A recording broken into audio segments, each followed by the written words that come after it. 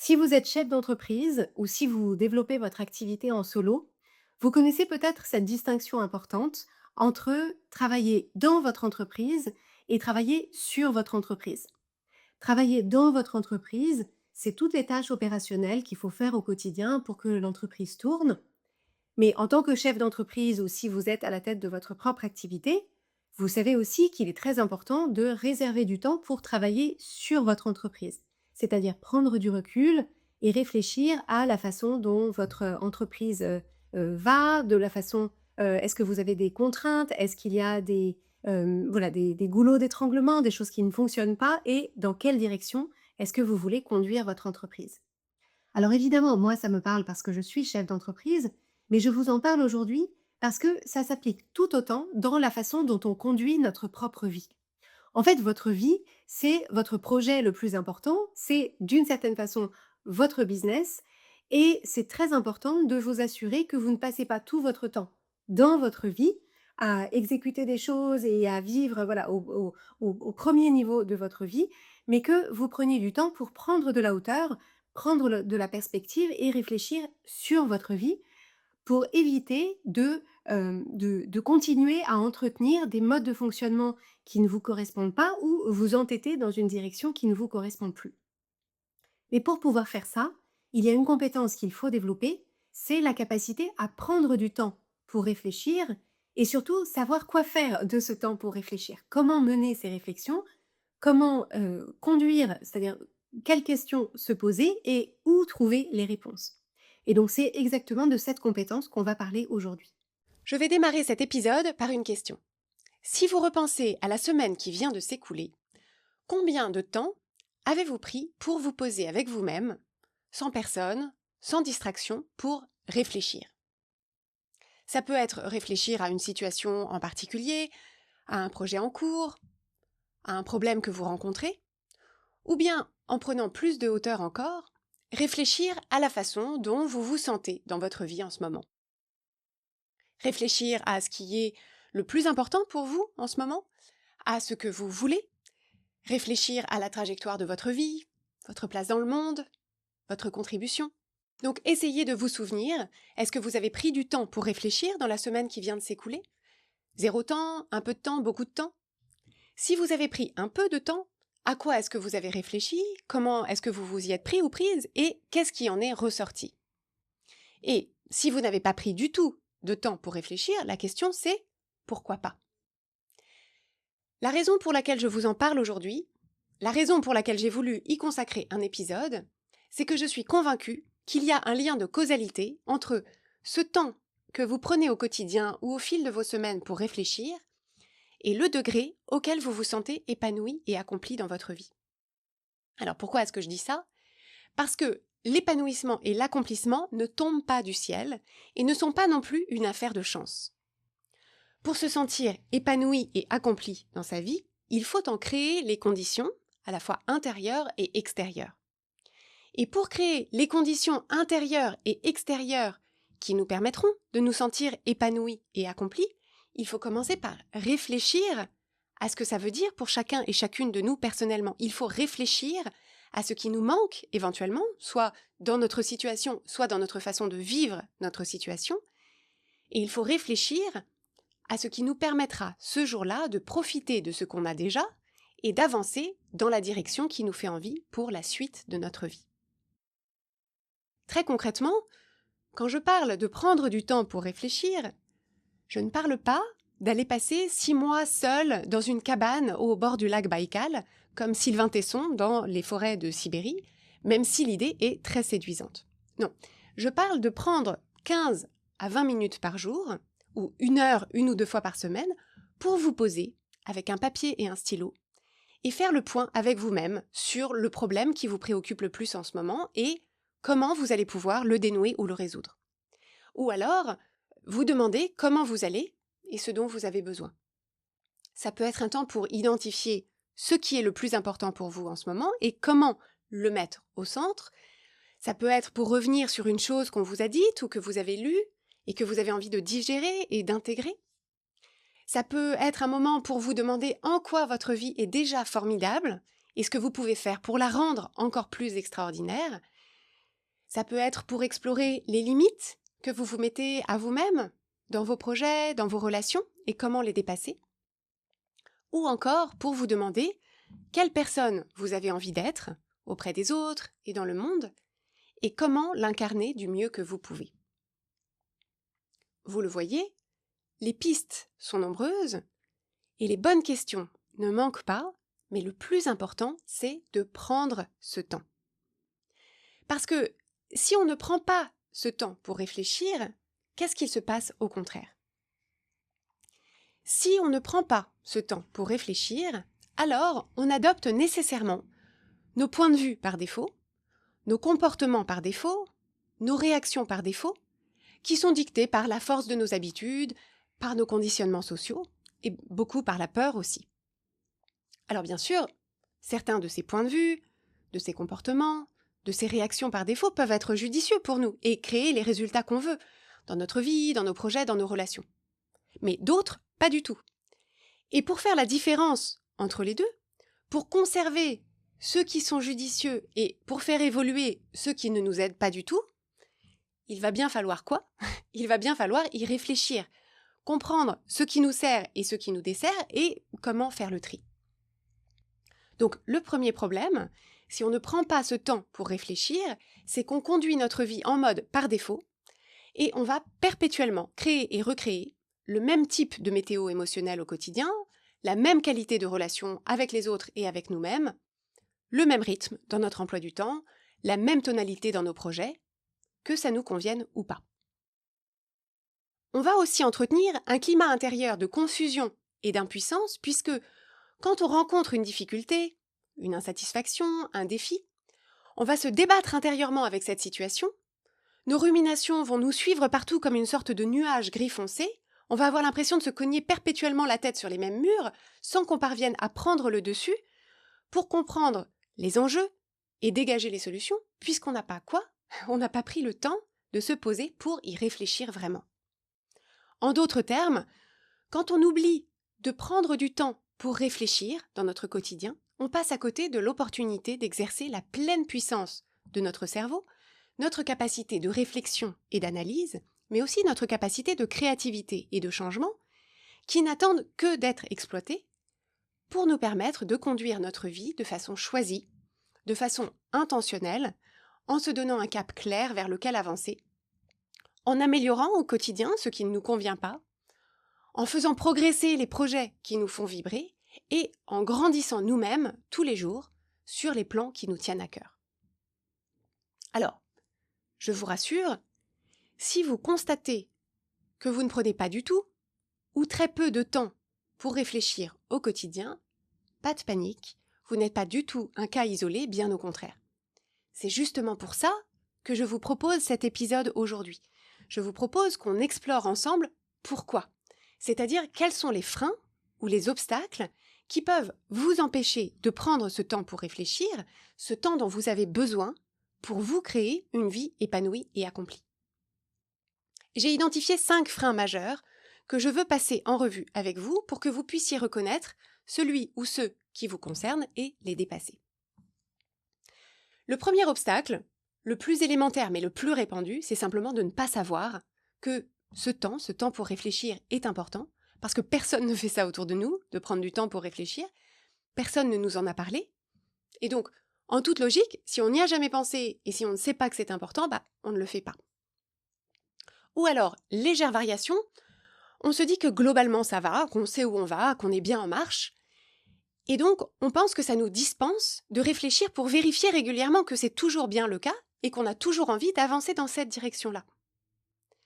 C'est comme dans une randonnée. Si on consulte la carte une fois au moment de partir, mais qu'on ne s'arrête pas régulièrement pour vérifier qu'on est toujours sur le bon sentier, on peut avoir des petites surprises.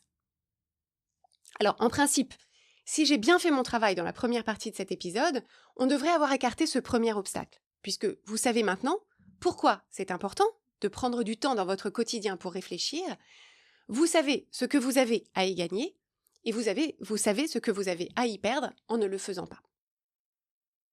Le deuxième obstacle, très commun lui aussi, c'est l'agitation du quotidien. C'est le fait d'être tellement pris ou prise dans l'enchaînement des tâches, des rendez-vous, des impératifs, des cases à cocher, tellement pris ou prise dans la spirale du faire qu'on a beaucoup de mal à ralentir suffisamment pour s'écouter, réfléchir. Ça me rappelle les tourniquets du jardin d'acclimatation où on allait quand j'étais petite. Alors, les tourniquets, ça n'existe plus aujourd'hui dans les aires de jeu, je ne sais pas si vous avez remarqué. Donc, peut-être que les plus jeunes d'entre vous n'ont pas connu ça, mais un tourniquet, c'était une sorte de plateforme sur laquelle on montait et on la faisait tourner à un rythme effréné, ça donnait le tournis, on adorait ça. Mais ça tournait tellement vite que c'était impossible d'essayer de descendre tant qu'il était en marche. Et donc, au moment où mon père nous appelait parce qu'on devait rentrer, il fallait forcer le tourniquet à freiner en traînant le pied par terre. Donc, c'était chaotique, ça usait les chaussures et on sortait de là avec la tête qui tourne. On mettait un peu de temps à s'en remettre. Si votre quotidien ressemble au tourniquet du jardin d'acclimatation, c'est sûr que ça paraît difficile d'arrêter ce rythme effréné pour descendre et réfléchir. Et pourtant, c'est en prenant du temps pour réfléchir que vous pourrez vous interroger sur ce rythme, évaluer si ça vous convient de tourner en rond comme ça, si tout ce que vous faites doit effectivement être fait et fait par vous, et si vous ne passez pas un peu ou beaucoup à côté des choses dont vous avez vraiment envie ou besoin. Mais tant que vous serez pris ou prise dans l'étourdissement du tourniquet, vous n'aurez pas ces réponses-là, et donc vous n'aurez pas d'autre choix que de continuer à tourner. Un des ingrédients de cette agitation, c'est aussi l'impression que le temps qu'on va passer à faire va être plus valorisé, par nous mais aussi par les autres, que le temps qu'on passe à réfléchir. Et c'est compréhensible. Si on fait des choses, c'est-à-dire si on utilise les 15 minutes pour faire avancer un dossier, pour envoyer un email, pour préparer le goûter des enfants, ça va se voir à l'œil nu.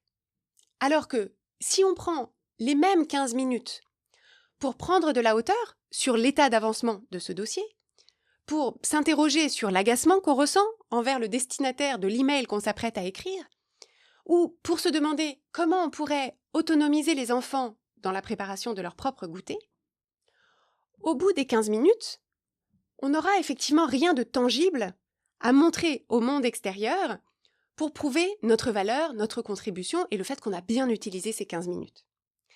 À l'œil nu, la valeur qu'on a créée pendant ces 15 minutes de réflexion ne se verra pas. À ce stade, c'est une valeur qui n'existe que dans notre tête, mais qui a un potentiel beaucoup plus grand. Donc ce sera à nous, en premier lieu, de valoriser le résultat qu'on a créé avec ce temps de réflexion. Ce sera à nous de nous encourager, de nous féliciter, de nous réjouir de la clarté qu'on a su créer pour nous-mêmes, et par effet de rebond, de la valeur qu'on a créée pour les autres. Parce que bien sûr, dans ces 3 exemples qui peuvent sembler anodins, au final, tout le monde est gagnant lorsque je prends le temps de réfléchir. Si je prends de la hauteur sur le dossier, il sera mené de façon plus efficace en allant droit au but. Si je prends le temps d'accueillir et de dépasser mon agacement, ma communication sera plus respectueuse et plus constructive.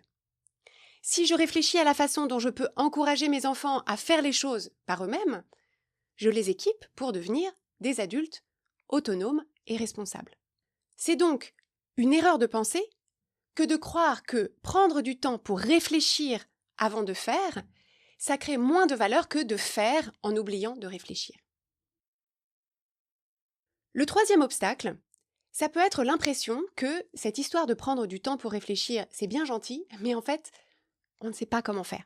On ne sait pas comment s'y prendre, personne ne nous a jamais montré, donc on ne sait pas par où commencer.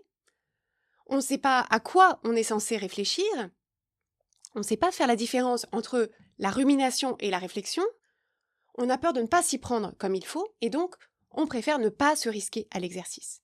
Ou alors, on s'y essaie timidement, mais rapidement on abandonne, parce qu'en fait on se dit qu'on le fait probablement pas comme il faut et qu'on est en train de perdre notre temps.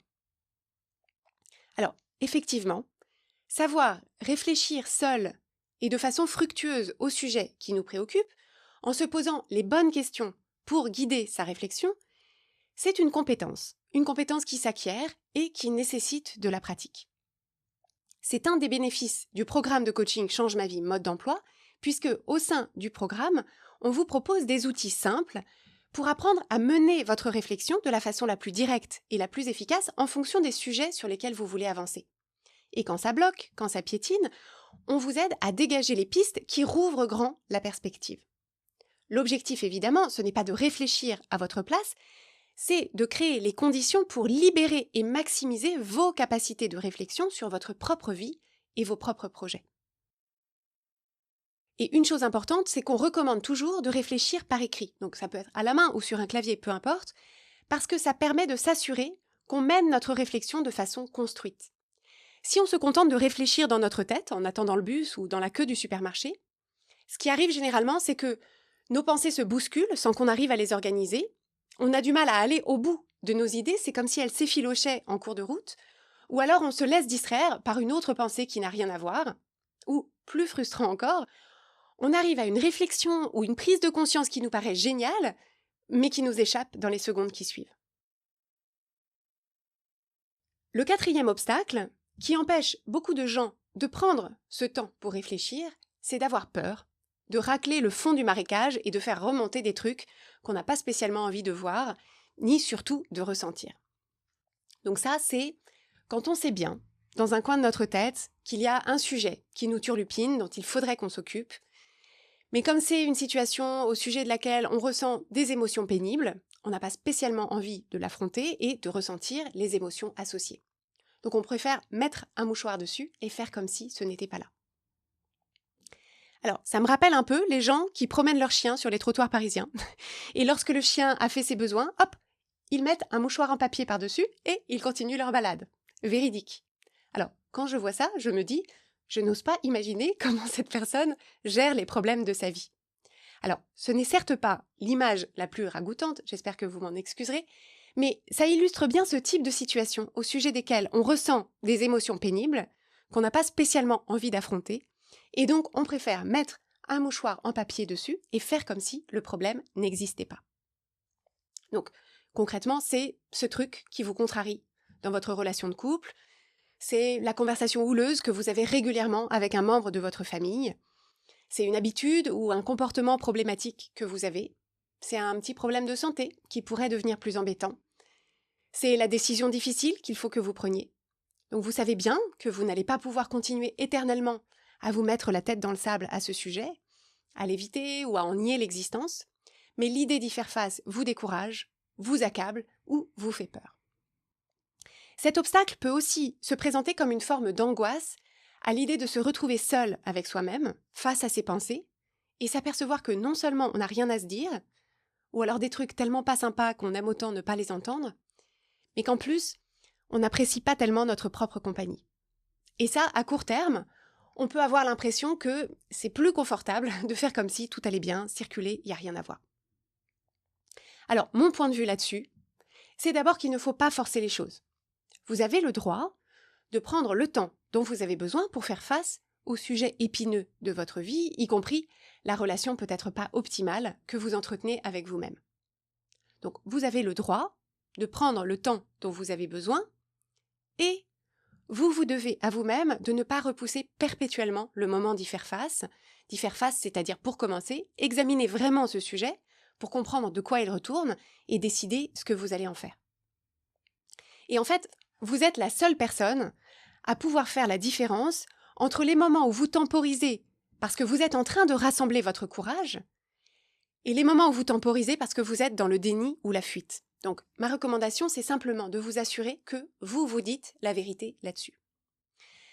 Et en tout état de cause, ce qu'il faut toujours garder en tête, c'est que les problèmes ne disparaissent pas juste par la force de notre déni. Au contraire, la plupart des problèmes sont comme les mauvaises herbes dans un jardin. Plus tôt on les repère, plus tôt on les déracine, moins c'est difficile et plus vite on en est débarrassé. L'autre élément majeur à prendre en compte, si vous êtes concerné par cet obstacle, c'est que lorsque vous vous poserez effectivement pour réfléchir à ce sujet autour duquel vous tournez depuis un moment sans l'aborder, ce sera peut-être inconfortable dans un premier temps. Mais le simple fait de vous mettre en position active vis-à-vis de ce sujet, de l'aborder en mode réflexion, compréhension, résolution, vous sortira mécaniquement de la position la plus pénible, celle dans laquelle vous vous trouvez actuellement, avec l'impression de subir la situation sans rien pouvoir y faire, ou en tout cas sans rien y faire. Et ça, passer du mode subir au mode agir, ça n'a l'air de rien, mais c'est un changement énorme et c'est un réel soulagement. Et ensuite, évidemment, aller au-devant de cet inconfort, vous rapprochera beaucoup plus rapidement des solutions et des décisions qui se trouvent de l'autre côté et qui seront les bonnes pour vous. Le 5e obstacle, qui peut vous empêcher de prendre du temps pour réfléchir à vos problématiques, à vos projets, à votre vie en général, c'est l'impression que ça ne va aboutir à rien, que vous allez tourner en rond, sans rien identifier de spécialement intéressant, ni utile, ni original. Alors, ce qu'il y a derrière cet obstacle, c'est à la fois la peur de perdre son temps, si on consacre 15 minutes de sa journée à réfléchir sur un sujet sans qu'il en sorte quoi que ce soit, mais plus important que ça, à mon sens, c'est la peur de se décevoir soi-même par la pauvreté ou la stérilité de sa réflexion. Et c'est là-dessus que je pense qu'il est important d'insister, parce que c'est ce jugement de vos propres capacités de réflexion, cette dévalorisation de votre propre valeur ajoutée dans votre propre vie, qui va être la plus bloquante dans la conduite de votre vie. C'est un peu comme si vous imaginez travailler en binôme avec quelqu'un sur un projet, mais vous ne prenez jamais le temps de faire le point ensemble, vous n'échangez jamais avec lui ou avec elle sur rien, vous ne lui demandez jamais son avis sur aucun sujet, parce que vous pensez qu'il ou elle n'a rien d'intéressant à dire, rien d'utile ou d'original à contribuer.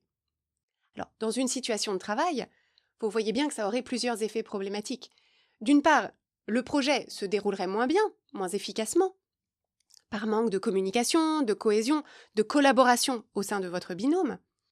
D'autre part, vous vous priveriez des bonnes idées et de la perspective de cette autre personne, mais plus important encore, la qualité de votre relation avec cette personne serait impactée négativement parce que personne n'aime sentir que son avis ne compte pas.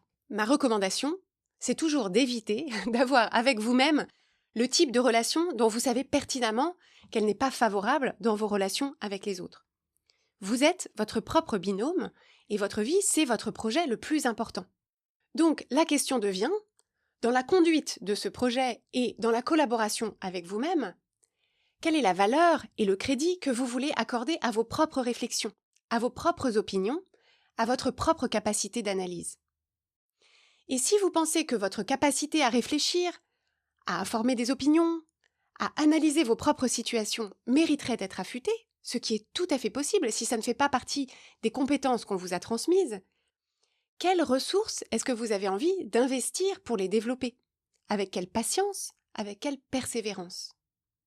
Et sur la base de ça, quel est le temps que vous avez envie de consacrer, au fil de vos semaines, à réfléchir avec vous-même, à vous poser de bonnes questions et à vous assurer que vous prenez en compte vos propres avis, vos propres réflexions, et que vous vous apportez tout ce dont vous avez besoin pour conduire ce projet fabuleux et unique qu'est votre propre vie.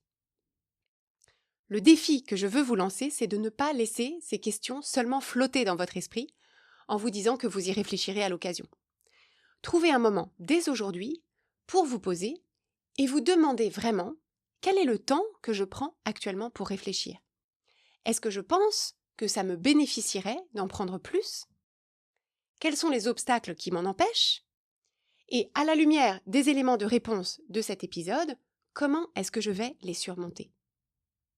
Parce qu'une chose est sûre, prendre du temps pour réfléchir de façon régulière et structurée, c'est une pratique qui va changer votre vie. J'espère, avec cet épisode, vous avoir convaincu de l'importance capitale qu'il y a à prendre du temps pour réfléchir et de la valeur que ça va vous apporter, surtout si vous vous entraînez à chercher vos réponses à l'intérieur de vous. Parce que, effectivement, ce réflexe et cette tentation qu'on a d'aller chercher des réponses, des solutions à l'extérieur de soi, de demander tout le temps l'avis des autres, c'est le meilleur moyen de créer une vie qui ne nous correspond pas ou qui ne nous correspond plus. Et donc, si vous avez envie d'aller plus loin sur ce sujet, je peux vous recommander, dans mon livre « La méthode change ma vie », il y a une section dans laquelle je vous propose 3 pistes concrètes pour développer votre sagesse personnelle. Donc, ce sont 3 pistes à appliquer pour justement développer votre capacité à puiser dans votre propre sagesse. Et la 3e est ma favorite. Donc, si vous voulez vous procurer un exemplaire de La méthode change ma vie, il est disponible au format papier, au format électronique et au format audio.